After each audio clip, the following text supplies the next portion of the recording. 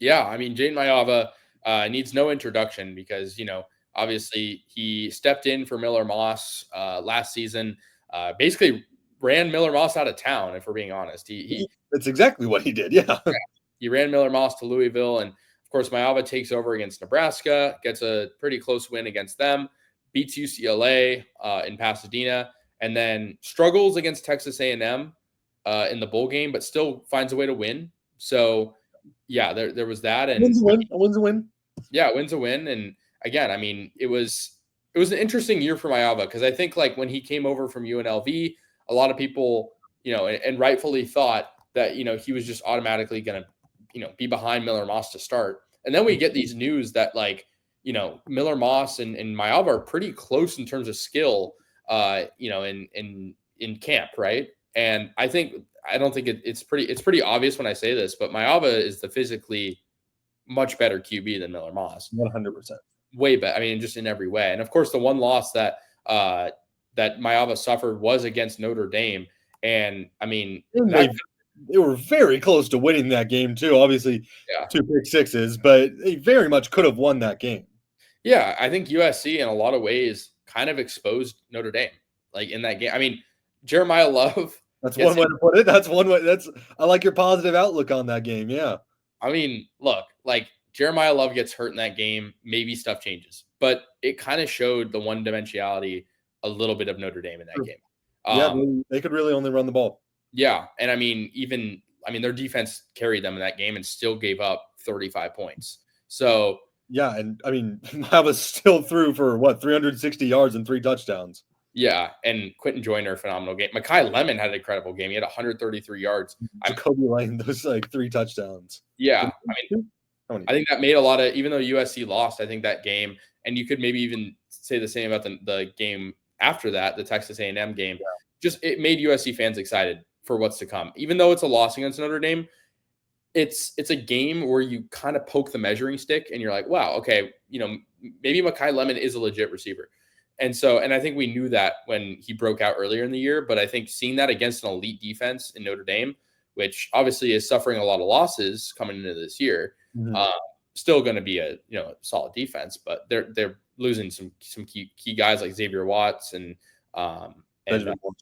yeah, plenty of guys. So yeah, then we look at the Texas A&M game, and Maiava throws 3 interceptions, but he also throws for nearly 300 yards.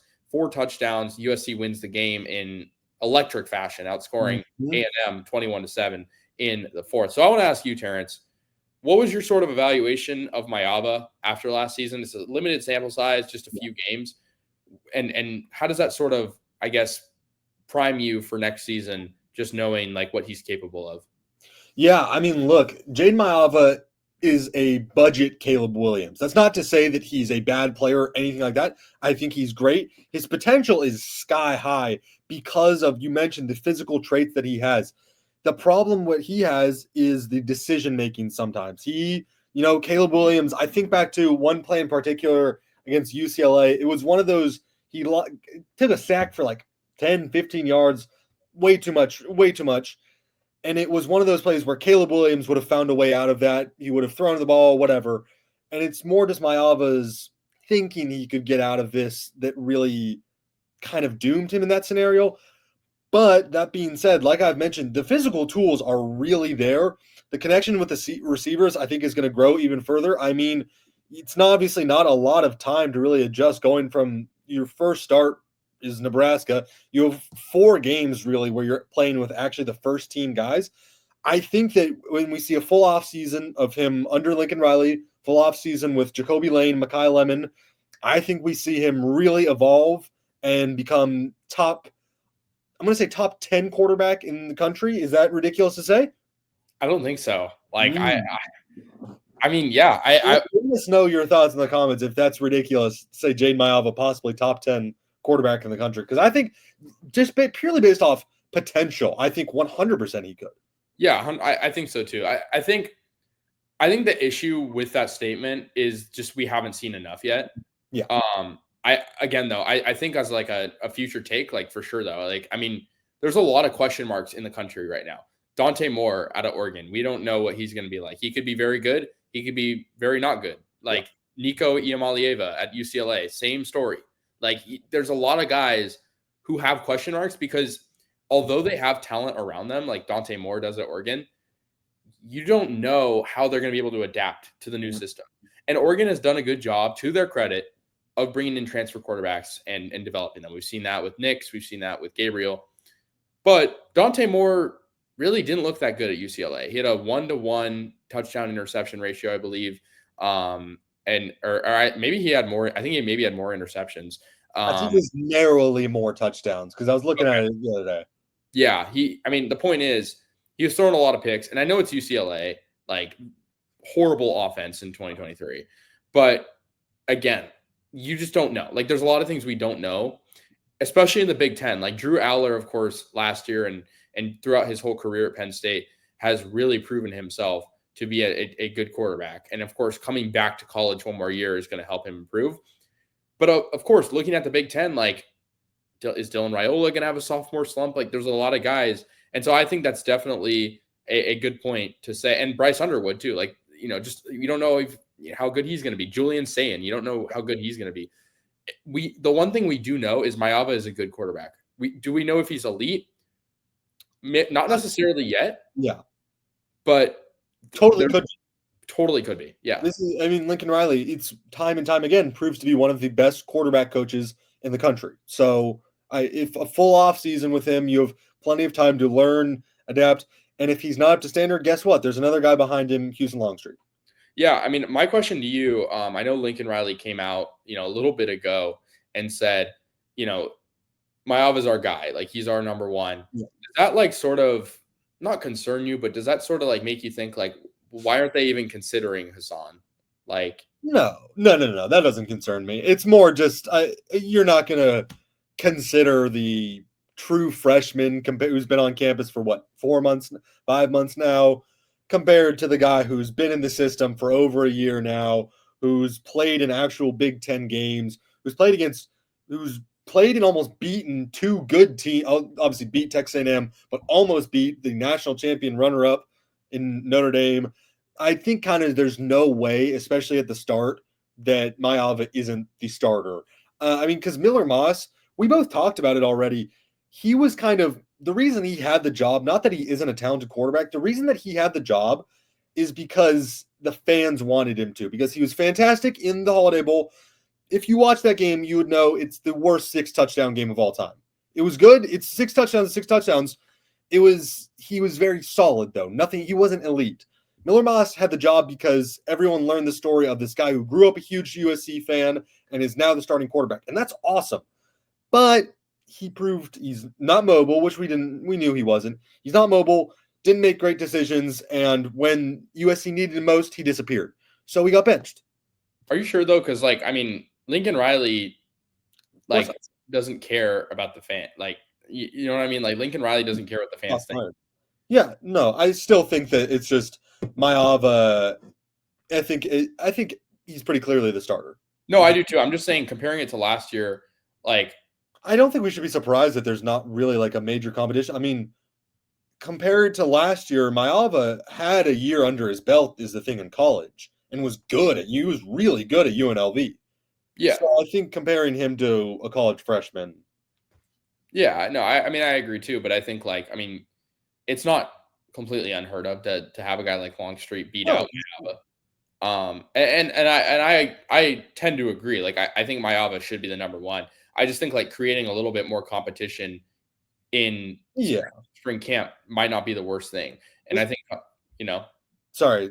I was just going to say, especially because we have been hearing that Longstreet has been good in spring practice. So yeah, if you haven't watched his tape, go do it. He's a dual threat. He's extremely accurate. It's almost crazy how good he has looked in some of his tape. And again, at USC, time will tell. We didn't have a spring game, so we didn't really get the full grasp on it. But yeah, looking at the Big Ten as a whole, you talked about where Maiava could potentially go in terms of the country ranks. Mm-hmm. Where do you see him specifically in the Big Ten? So I'm glad you brought that up, because I came with some lists that I found on the internet. These are both from CBS Sports / 24/7, whatever you want to call it, from Brad Crawford I saw these on Instagram. I want you to guess where they have Maiava. This is their 2025 post-spring rankings. I want you to guess where they have Maiava ranked. For All Big right, 10, yeah. Big 10, then I'll go national because they have both of those. And if you're watching right now, like put your guess in the comments. Your guess in the comments, yeah. Unless you've seen it, no cheating. I'm gonna say Maiava clocks in at 8. 8. That is close because he was 9. Okay. See, I disagree with that. I think that this. Can I read off the list to you? Yeah. Okay, so number 1, Drew Aller. Number 2, Luke Altmaier. Number 3, Julian Sayin. Number 4, Dante Moore. Number 5, Fernando Mendoza. Number 6, Dylan Raiola. 7, Nico Imaleva. 8, Bryce Underwood. 9, Jayden Maiava. I kind of pretty decently disagree with that. Ooh, George Gear says 12. Wow. See, that's lower than that. I would have put Maiava. I'm not thinking of it. Is it 6, 7, maybe something like that? I'd say 6 because I think he's better than Fernando Mendoza. I think he's better than. I honestly think Julian Sayin being in like the top 3 is pretty crazy. Yeah, I've seen a lot say that, and I'll get to that in the national one too. I think Julian Saban's getting a little overrated. I think he's going to be. I think it's very possible he's great, and I mean he's at Ohio State. He's going to have these awesome receivers to throw to. But for a guy who has not thrown a single ball on a college field, having him as a top 3 quarterback in the Big Ten feels a little disrespectful to other people. I also think Dante Moore, like, again, I know he was like one of the highest ranked recruits out of that 23 class, but that 23 class was pretty bad. Questionable. It's been very questionable quarterback wise so far. Yeah. Yeah. So I don't know. I'm from the Bay Area, so I've watched Fernando Mendoza a lot. And I'll tell you this much. He's a very accurate quarterback. I think he had one of the best touchdown to interception ratios in the country. I think it was 5-1 last year. But at the same time, Fernando Mendoza was playing against Pac-12 and ACC opponents his whole career. Him going into the Big Ten, playing a tough schedule in the cold, I just don't know how he's going to train. Also, Cal had a lot of good offensive pieces. Jaden Ott, Jack Endries was a top tight end. Like they had a lot of good pieces. Isaiah Hunter, like they had a lot of good players that I just don't know. I mean, Indiana's a good team. Don't get me wrong, and they're well coached. I just think Fernando Mendoza might be a little overrated. I do think 5 is a little high, especially for a guy who was in a meager SEC or ACC, last year. Also, I think Imaleva is overrated, especially for the people around him at UCLA. They don't have any real weapons. It's definitely not like that at Tennessee. He was good last year at Tennessee. He just wasn't anything great. I mean, most of his touchdowns came against Akron and Kent State. Did they play Akron? Yeah, Kent State and Akron. Jayden Maiava, in comparison, was really not that much worse than him. He threw, I think, more interceptions in less games, but the touchdown ratio, it was very much on pace. I think if you compare the 12 games to 12 games, if Maiava had played 12 games, whatever the average is, I think Maiava was probably at least the same, if not better than Imaleva. And now he's just in a worse place at UCLA. Yeah, I mean, also, like, you have to remember that this guy, Maiava, like, context matters a lot. He comes in against Nebraska, struggles a little bit early on. I know he threw the early pick. And, I mean, I feel like that game, like, they won, but, like, it's almost sort of a wash to me. And I think, like, going up against UCLA, like, I know they only had 1 touchdown that whole game. But UCLA's defense, and I know this hurts to say it, was pretty good. Yeah. Like, it was decent. But also, just like thinking back to that game, I was infuriated watching that game because I don't know if you remember this. They were on between the 5 and the 1 like 3 times and elected to take field goals. Yeah, that is like, you don't do that is the thing. It was coaching. Like they also had like Quentin Joyner and Woody Marks in the backfield and just wouldn't run. It just was not running it for a game that they only won by 6 points, 19-13. I think USC could have won that game by at least 20. Also, like, let's be honest, UCLA had some really lucky plays. Like, they had J. Michael Sturdivant just get open on, like, every single seam pass. And, like, again, I mean, that's just poor secondary. It wasn't really an offensive issue. What did you think about Maiava, though? We talked about it a little bit, but in the A&M game. Yeah, the A&M game, because I always remember there's that one play in particular where it's almost like a fumble. Do you know what I'm talking about? Where he runs backwards, like trips basically, and tries to throw it, and it like nearly goes backwards. That's kind of what I unfortunately think about a lot.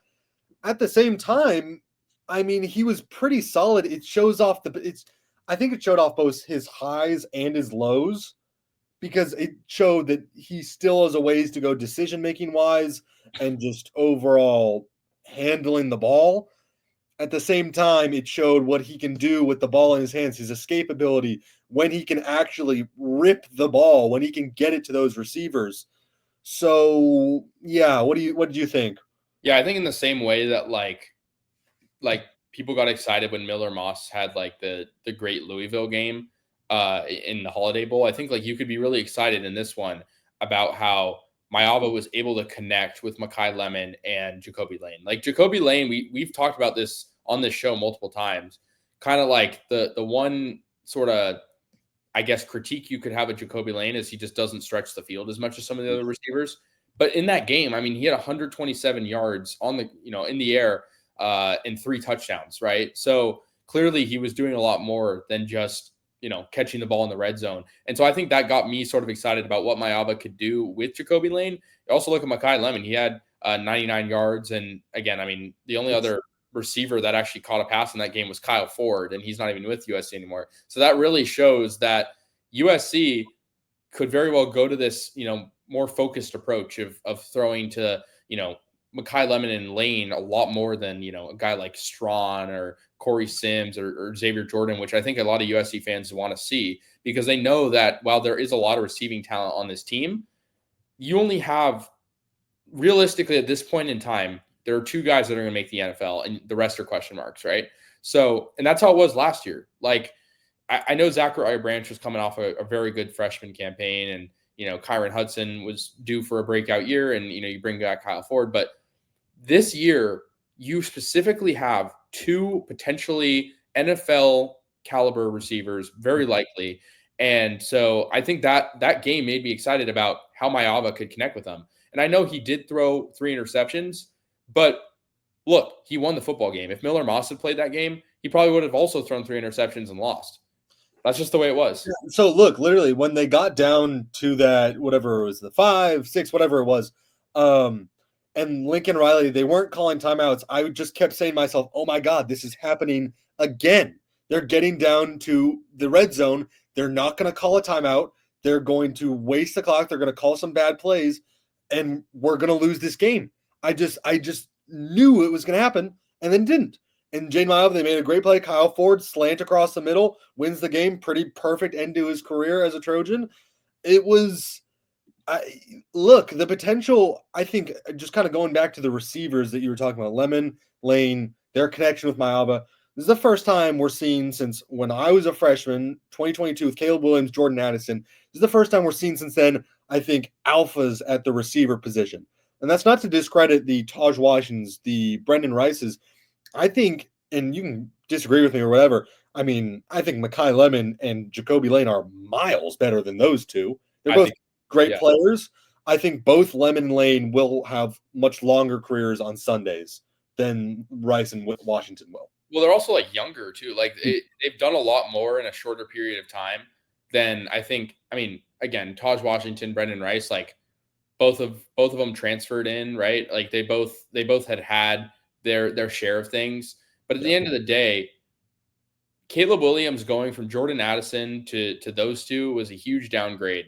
And I agree with you. It's not to disrespect those 2 guys at all. But at the same time, they didn't have that alpha receiver who could be a game changer. Like, don't get me wrong. Brendan Rice made some catches that year in the red zone. He had 12 touchdowns. He was very solid, but it was, sorry to cut you off, but it was literally just like I talked about this a couple weeks ago with the receiver room. There wasn't that guy where in 2022, when I knew USC needed a first down, you know who they're going to. Jordan Addison is going to be open. Washington and Rice weren't that. Yeah, and I think Makai Lemon will be that. And I think, like, you need a 3rd and long player. You need a touchdown. Like, Jacoby will be that guy. And then, you have a few other receivers at your disposal. But going back to Maiava, I think – so I remember hearing, I think it was a few weeks ago, that Lincoln Riley had said in spring camp His decision making is really improved. His footwork, I think his footwork was something that we also kind of had been a big question mark about, because it was, you talk about him being sort of a budget Caleb Williams, which I like that comparison. And I think Caleb's footwork was one of his biggest assets that we just didn't see much with Maiava. So I think we heard a bit about him in spring camp, just improving across the board. And I think going back to a conversation we had a little earlier, I mean, Lincoln Riley is always going to be positive to the media about his quarterbacks, because that's just the way the offense is. And again, he's going to rally around his team, but he feels very optimistic, more than regular, about Maiava. And I think, him saying that he's our number one undisputed, while I did bring up the point of should there be a competition, I think the positive out of it is he has the utmost confidence in Jayden Maiava that other people don't see. And I think you have to start thinking, to our question about it, is Maiava one of the more underrated quarterbacks in the Big Ten? I'd say so. And I mean, I'd argue the country too. I just think, just based off upside alone, we keep talking about it. He is fantastic. He's got to be up there just with the traits that he has. I mean, he's just, I don't know. Overall, compared to other quarterbacks, compared to Adante Moore, I think he's, you can agree with me or not, I think he's easily better potential-wise. Yeah, I mean, again, I think it's a tough conversation, because it's not just the Big Ten. There's a lot of quarterbacks across the country who are kind of unproven that are getting a lot of flowers. Even Arch Manning. Arch Manning is a great quarterback, but he threw multiple interceptions against ULM, and it's not to say that really matters, but the point I'm trying to make is every quarterback, whether it's Maiava or Arch Manning, they're going to have their hiccups, especially early on in a system. So yeah, I think it's definitely an interesting thing to look at. I want to bring up another list for you. I saw from 24/7 that is the top 50 quarterbacks post spring, and I want comments, can also guess this as well. Where do you think Jayden Maiava ranks within this list?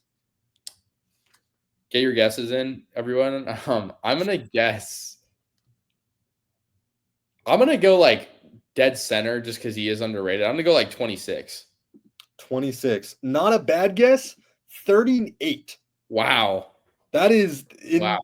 When I'm looking at this list, there's so many inconsistencies with this list, because there's just guys within the Big Ten compared to the Big Ten rankings that are just different. Like Demon Williams, excuse me. He's below Maiava on the Big Ten list, but he's 29 on this list. Do you want to know who's at 27? Who? Miller Moss. Wow. Louisville. And I think Moss could be great at Louisville. Don't get me wrong. I'm wishing him the best. I don't think he's better than Jayden Maiava. That was kind of proven last year. I think Miller Moss is as good as the team around him. I just don't think he really makes a difference himself. That being said, he's in a weaker conference. He has some tools. Yeah. We'll see. Look what they did with Tyler Shuck last year. I mean, anything. Miller Moss, are we going to see Miller Moss 40th overall pick? Maybe. I mean, maybe not in this upcoming draft. That's interesting though about Damon Williams, because I know I've seen lists that have said people are talking about him. He could be the most underrated quarterback in the Big Ten. I've seen lists that said that. What are your thoughts on that? I know it's sort of steering off course a little bit, but he totally could. I mean, Washington, Jed Fish, look what he did with Arizona in those couple of years. He's fantastic. I mean, I think he's a great coach. And if he succeeds at Washington, I'm looking a couple of years down the line. Hypothetically, Lincoln Riley stops working out and they want to go somewhere else. I would elect Jed Fish as a fantastic replacement. And I think Washington could be really good this year. I'm not saying I'm glad USC doesn't play whoever, but I think Washington's going to be good. Yeah, Jonah Coleman also had a really good year of the backfield. Right. Yeah, he's great. Yeah, I think it's an interesting list, because I feel 38 feels very kind of disrespectful, because I mean, think about it. Low. It feels low, especially compared, obviously, I think maybe part of it is the lower sample size, but I mean, Dante Moore is 21. You know what? You were talking about Fernando Mendoza. He's at 14. Wow. He's above saying there's no consistencies within this list. Dylan Raiola is 18. Nico Imaleva is 19. There's zero consistency within the lists. I mean, with all due respect to Mendoza, he won, I think, 2 games in the ACC, like against Stanford and Wake Forest are my guesses, and it's like he's a good quarterback on from a statistical perspective, but as we saw, like Miller Moss was too, you got to win football games, and Maiava has proven one thing to me, and that's he's a winner. And I know he didn't win against Notre Dame, and it's a broken record. I've said it already, but he put them in a position where they could have had one of the bigger upsets of the season. And so, I don't know, like it would have, should have, could have, but at the same time, he throws those 2 pick sixes. That was his one sort of lapse in judgment, was that decision making. And that's something that you can fix, right? Like he's had an experience thing. That's just a over time, like learning and getting better thing. Yeah. And think about the confidence he's going to have. I mean, look, I don't think him going in against Nebraska, whatever week it was, week 8, week 9 is going to hinder his confidence, because he's probably happy to get on the field. But I think knowing that he is going to be suiting up in Cardinal and gold on week 1 and being able to lead a team that has a ton of studs around him, not to say they didn't last year, but they had to deal with a lot of injuries last year late in the season, especially, on the offensive side, especially on the O-line. Going into it freshly on week 1, having a couple of games that, USC should win by 4 or 5 touchdowns at a minimum against Georgia Southern, Missouri State, even Purdue. Like, I feel like Maiava's confidence has got to be through the roof right now. Yeah, no, 100%. Those are the perfect games to really show everyone what you're about. Obviously, it means a little bit less because you're against worse opponents. But once you get moving, you start getting a flow of everything, then you start to actually get cooking once you hit the Illinois, the Michigans, all those good teams in the Big Ten. Yeah, and I want to go to this real quick because for the record, like we think that Taj Washington was dependable. It was just like when you're comparing a guy who's on practice squad to Drake London, Jordan Addison. Look, I'm not saying that Taj Washington's a bad receiver. He was good. It's just it's undeniably it was a step down from the Biletnikoff winner in Jordan Addison to Taj Washington. That's not saying that Washington was bad. He was a very solid receiver. It's just it wasn't the same as Jordan Addison. And then his reporting cast wasn't as good as well. Yeah, and I mean, I think you have to think about it too. Like Caleb Williams was having to throw to those guys a lot more than, say, Miller Moss was having to throw to like Jacoby Lane, because the depth in 2023 receiving wise was just not there. Like it simply was just not there. That's why they went out and brought in Jay Fair. That's why they brought in Kyle Ford. The depth this year is going to be good. Ford. What? Brought back Kyle. Yeah. Well, you're right.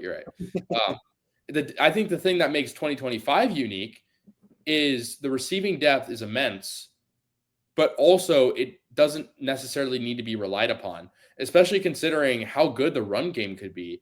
And that's a whole other thing that we already talked about. But again, I think just knowing that Maiava is a dual threat, it unlocks so many things. Like it very much, if you can turn out to have a decent group of running backs, we don't know which one is going to have the best season yet, just because, Waymon Jordan, we don't know if he's going to be the running back one yet. Type at least. Yeah. I mean, Eli Sanders. Yeah. But I mean, look at 2023. You had Caleb Williams with Marshawn Lloyd and Austin Jones. And again, you can say all you want about how bad USC's season turned out that year, but the running game was very strong. And I know the O-line was not great that year, but it was serviceable, and USC's offense could be so fluid, right? Like they could score.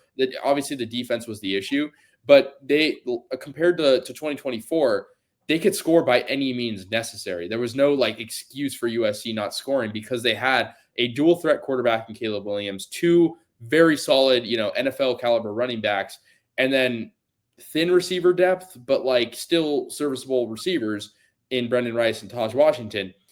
2025 is going to be a similar story. And then you add in the fact that USC's defense is good. It just shows you the how it's just incredible to think how USC was able to avoid a rebuild. Yeah, I wouldn't say avoid necessarily. We went 7-5 and 6-6 the last 2 years, but no, I'm just saying, to clarify, I'm just saying after losing Caleb Williams, you would expect this program to be, in the water, especially not having Malachi Nelson pan out, right? Like the successor, the like proposed successor of Caleb Williams, and then to improve arguably the next season. I that's what I mean by avoiding a rebuild. Yeah. No, I would agree that they got better last year than they were 2 years ago.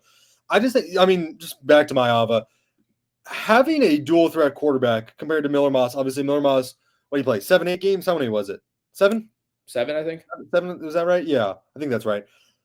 It's an unmobile quarterback. It unlocks the offense when you have a dual threat guy like Maiava, because what I think too is really something that is not a cornerstone, I'd say, one of the most not important plays of the season, but in his first start against Nebraska, not to win the game. I'm trying to remember this bad analysis because I'm trying to remember where exactly in the point this game was.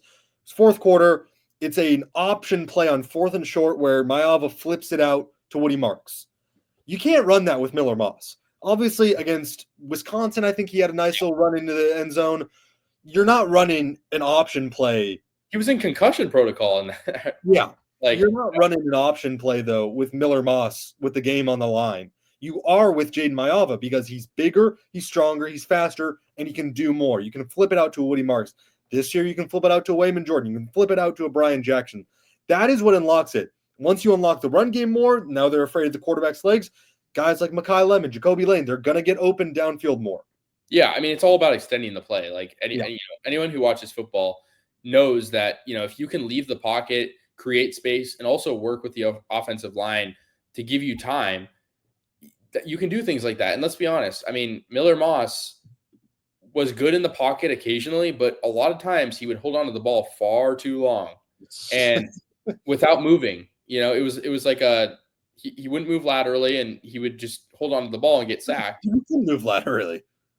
What's that? He couldn't move laterally. Yeah. No, he was incapable of it. And you can look at the offensive line struggling, but at the same time, Jayden Maiava did a lot more with a banged up offensive line that was really just struggling and kind of like lost its footing at the end of the year, and did more with it. He won a road game, and I know it's against UCLA, but it's still a road game. Like he won in Vegas too. So yeah. So did Dallas. Yeah, but I think that's definitely an interesting thing to note. Well, I just want to ask you again. So last year, coming into the season, there was a lot of hype around Miller Moss, and we all saw what happened with that. Mm-hmm. This year, there feels to be a lot of hype around Jayden Maiava. I know they're different, and I mean at USC specifically. I don't mean. I was about to say, based off those lists I just read you off, I don't think there's enough. I mean at USC, like around the program, maybe not necessarily just in the program, but like it feels like people. And we can speak from this because we're at USC. Like, it just feels like a lot of people are like, wow, we have a QB1. Like, we have a guy who's legit. And it's felt like that with both Moss. Obviously, it felt that way with Caleb, but it's felt that way with Moss and Maiava. Do you sort of see that, like, being an equal thing from this year to last year with Moss? I know, like, Moss had showed the hype in that Holiday Bowl, but Maiava is just so much more athletically gifted. I think it's apples to oranges to me. Yeah, I'd probably say the hype is definitely, I'd definitely say the hype is more warranted. When we've spent this entire episode hyping up Jayden Maiava, I think it's definitely more warranted than Miller Moss. Everyone knew he was QB1 last year.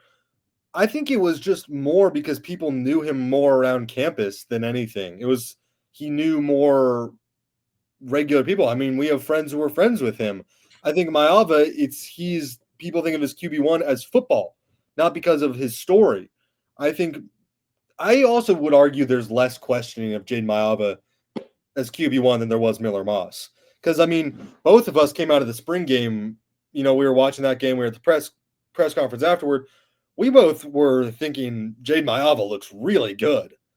And obviously, yeah, exactly. And we're kind of questioning, is Miller Moss really the guy when you have a guy like Maiava? Like, how long can you keep this guy on the bench? But, of course, we didn't have a spring game this year, so it's harder to question, if Longstreet could do anything.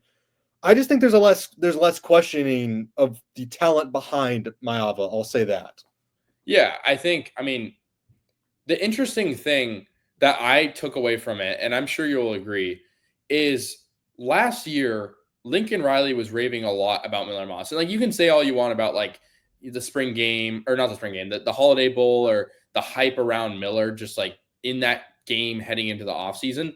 But there was like not a single soul on earth that could find any evidence of Miller Moss being more skilled than Maiava. Like it wasn't like Miller Moss is better than Maiava. It was more like Miller's the guy. Miller's the guy right now. Yeah. And it just felt kind of like weird, right? Like we knew Maiava had the strong arm. We knew he could run. Miller has a decently strong arm, but couldn't run. Like there was no like, I just felt like there was no really justification about why Miller started. No, the justification was he did this in the Holiday Bowl. He has a fantastic story. And that's not discrediting it. I think he's a good quarterback. I just think when you compare him to a guy like Maiava, someone who still has more collegiate starts than Miller Moss, I just think that there's more to I don't know. Maybe this is saying ridiculous. I just think that there's so much more he can do. Yeah. And I want to just go to this real quick. Yeah, I definitely agree. I think like Caleb was in a tough position, just with the way the team was. Do you have any thoughts on this, Terrence? Let me read it. One second. Sorry. Yeah, no, he 100% doesn't have to. Like, he 100%. Caleb, I agree with that. Caleb had to be the hero all the time. Maiava does not have to. This is a better O-line. This is a better wide receiver core in totality, I would say. I think it's a better running back room, better tight ends. I mean, just going to this right here, we're not saying that Lemon or Lane are serviceable. We have extensively talked about how talented we think they are. I think that this is a better offense where Maiava doesn't have to do too much. I think the only question around Maiava is, will he do too much? Because that has been a problem of him trying to do too much. I think maybe the confusion on this comment, we were talking about Taj Washington and Brendan Rice and not Lane and Lemon. I wholeheartedly agree. I think Lane and Lemon are, again, they're guys who are going to be thriving on Sundays, not just playing on Sundays.